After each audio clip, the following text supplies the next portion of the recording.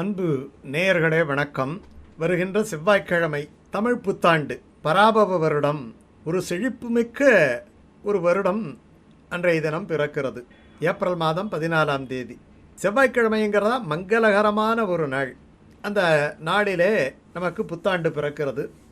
தமிழ் மாதங்களில் முதல் மாதமான சித்திரை சூரியன் மேஷராசியில் நுழையும் மேக சங்கராந்தி தினம். இந்த நாள் புதிய தொடக்கங்களுக்கு ரொம்ப விசேஷமான நாள். ஒரு பாசிட்டிவ் எனர்ஜி சொல்வோம், அதாவது நேர்முகமான ஒரு சக்திக்கு ஆற்றலுக்கு உரிய நாள். இந்த சித்திரை மாதம் முதல் நாள் காலையில் நாம் எதை எதிர்பார்க்கிறோமோ அதுவே அடுத்த ஆண்டு முழுவதும் நம் சிந்தனையையும் வாழ்வையும் தீர்மானிக்கும் என்பது ஐதீகம். அதாவது ஒரு ஆரம்பம் நல்லதாக இருக்கணும் இல்லையா? அப்போ சித்திரை மாத ஆரம்பம் நல்லதாக இருந்தால் அந்த ஆண்டு பராபவ ஆண்டு முழுக்க நமக்கு நல்லது நடக்கும். எப்பயுமே ஒரு ஆரம்பம் என்பது நல்லதாக இருக்க வேண்டும் என்பது ரொம்ப முக்கியமான ஒரு விஷயம். அதனால் என்ன பண்ணுவாங்க அப்படின்னு சொன்னால், முதல் நாளுங்கிறது திங்கக்கிழமை அன்னைக்கு இரவே பூஜை அறையை நல்லா சுத்தப்படுத்தி ஒரு பெரிய தாம்பாளத்தட்டில் முக்கியமான பழங்கள், மா, பலா, வாழை, இந்த சித்திரை மாதத்தில் இதெல்லாம் கிடைக்கும். அப்புறம் வேறு என்ன பழம் வேணாலும் வைக்கலாம். ஆரஞ்சு, சாத்துக்குடி, ஆப்பிள், கொய்யா, எது வேணாலும் வைக்கலாம்.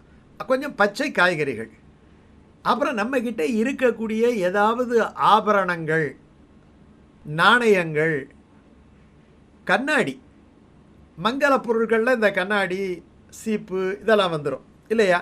என்னென்னலாம் வைக்க முடியுமோ, புத்தாடை அணிவதாக இருந்தால் அந்த புத்தாடை எல்லாவற்றையும், இது வஸ்திரங்கள் எல்லாவற்றையும் வைத்து ரொம்ப சிம்பிளாக பூஜை அறையில் வச்சிடணும்.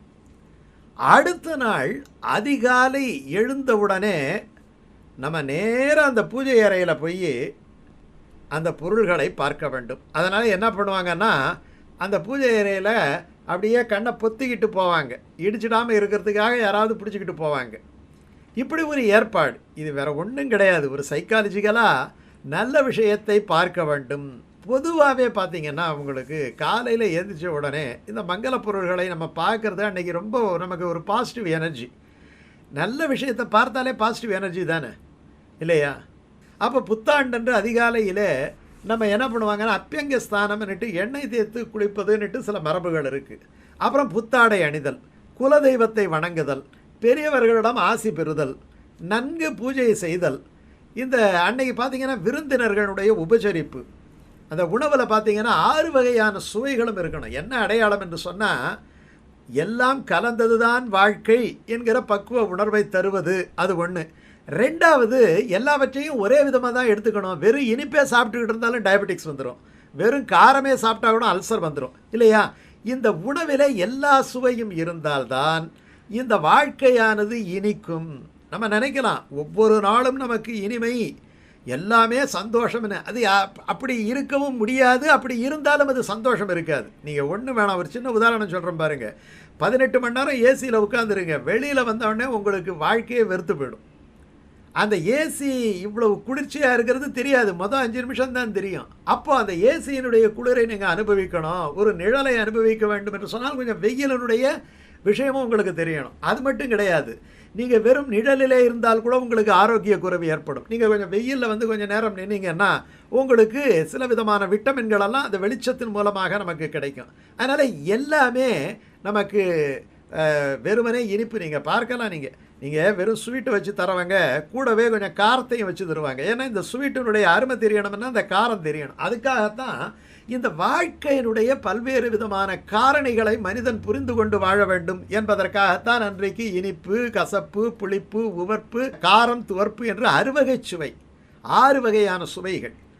அதில் பார்த்திங்கன்னா அன்றைக்கி வேப்பம்பூ, மாங்காய் பச்சடி பண்ணுவாங்க. இந்த வேப்பம்பூவி கசப்பு, மாங்காயின் புளிப்பு, வெல்லத்தின் இனிப்பு, கொஞ்சம் வெல்லமாக அதில் போட்டிருப்பாங்க. இது வாழ்க்கை என்பது இன்பம் துன்பம் இரண்டையும் உள்ளடக்கியது, ரெண்டையும் சமமாக எதிர்கொள்ள வேண்டும் அப்படின்ற தத்துவத்தை நமக்கு உணர்த்துகின்ற நாள் இந்த தமிழ் புத்தாண்டு நாள். அன்றைக்கு கோயில்களில் பார்த்தீங்கன்னா பஞ்சாங்க படனம். நீங்கள் பெரிய பெருமாள் கோயிலெல்லாம் பார்த்தீங்கன்னா முதல் இதுவே தினசரியே பஞ்சாங்க படித்து சங்கல்பத்தை படிப்பாங்க. அப்படி பஞ்சாங்கத்தை படித்தாலே தீவினைகள் நீங்கி நீண்ட ஆயுள் கிடைக்கும் என்பது நம்பிக்கை. அதனால தான் அன்றைக்கி பஞ்சாங்கத்தை மஞ்சள் தடவி பூஜையில் வைக்கணும், வச்சு படைக்கணும். அன்றைக்கி நாள் எப்படி இருக்குது அப்படின்னுட்டு.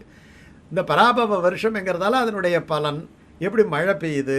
பொதுவாகவே பார்த்தீங்கன்னா இந்த நாட்டில் எப்படி சுபிட்சம் இருக்கும், விவசாயம் எப்படி இருக்கும், இந்த தரம் யார் ராஜாவாக வராங்க, யார் சேனாதிபதியாக வராங்க, யார் அந்த மழைக்கான கிரகமாக வருது, இப்படியெல்லாம் கணக்கு பார்த்து இந்த வருஷத்தினுடைய மொத்த ஆதாயம் எவ்வளவு, மொத்த விரயம் எவ்வளவு, அப்போது விரயம் அதிகமாக ஆதாயம் அதிகமாக, அப்போ நம்ம எவ்வளோ விழிப்புணர்வோடு நடந்து கொள்ள வேண்டும், இப்படியெல்லாம் சொல்லுவது தான் அந்த பஞ்சாங்கத்தினுடைய பலன். கோயிலில் பஞ்சாங்கத்தை படிப்பாங்க, ஒவ்வொரு ராசிக்கும் என்ன நன்மைகள் தீமைகள்.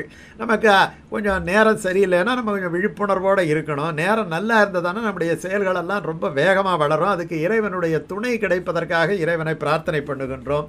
அந்த சித்திரை மாத பிறப்பு விஷு புண்ணிய காலம் அப்படின்னு சொல்லுவாங்க. அதாவது பகல் இரவு இது ரெண்டும் சமமாக இருக்கக்கூடிய ஒரு நேரம் என்று சொல்லுவார்கள். சூரியன் உச்சத்தில் இருக்க மேஷராசி இல்லையா, அதனால் என்ன வழிபாடு, சூரிய நாராயணனை, சூரியனுக்கு சக்தி கடக்கூடிய நாராயணனை அன்றைக்கு வழிபட வேண்டும்.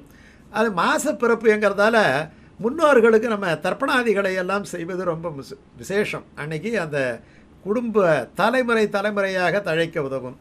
அன்றைக்கி சித்திரை மாதமாக இருக்குது, யாருக்காவது ஒரு வாய் சாப்பாடு போடலாம், அப்படி இல்லையா குடிக்க ஒரு டம்ளர் தண்ணியாவது தரலாம், ஒரு நீர்மோராவது தரலாம். ஏதாவது ஒரு விஷயத்தை மற்றவர்களுக்கு தருவதன் மூலமாக நமக்கு மிகப்பெரிய புண்ணிய பலன் கிடைக்கும். அப்போ தாகம் தீர்க்க தண்ணீர் பந்தல் அமைப்பது, ஏழைகளுக்கு குடை செருப்பு நீர்மோர் தானம் செய்வது மிக சிறந்த ஒரு புண்ணியத்தை தரும். இப்போது இந்த மங்களகரமான பராபவ வருடத்தின் தீமைகள் விலகி நன்மைகள் பெருக நம்ம பெருமாளை பிரார்த்தனை பண்ணணும். என்ன பிரார்த்தனை பண்ணலாம்? இது சித்திரை மாதம். சித்திரை மாதம் என்பது ராமர் பிறந்த ஒரு மாதம். இப்போ பெருமாளை நினைத்து ஒரு அற்புதமான ஒரு பாசுரம் பெரியாழ்வார் பாசுரம். இந்த ராமரை நினச்சியே பாடுற ஒரு அற்புதமான பாசுரம்.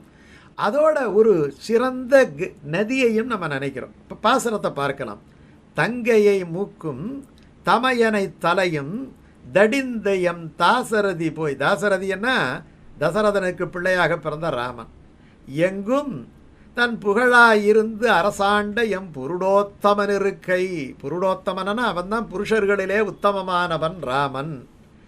கங்கை கங்கை என்ற வாசகத்தாலே கடுவினை களைந்திடகிற்கும்.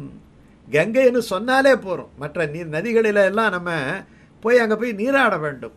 ஆனால் கங்கை இருக்கக்கூடிய ஒரு திசையை நோக்கி தொழுது கங்கை என்று ஒரே ஒரு தரம் சொன்னாலே போருமா. கங்கை கங்கை என்ற வாசகத்தாலே கடுவினை களைந்திடகிற்கும் கங்கையின் கரைமேல் கைதொழ நின்ற கண்டம் என்னும் கடிநகரே.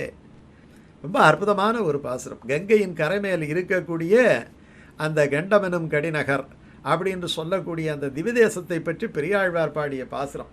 அந்த பாசுரத்தை அன்றைக்கு பாடி தமிழ் வருஷ பிறப்பை ரொம்ப இனிமையாக கொண்டாட வேண்டும்.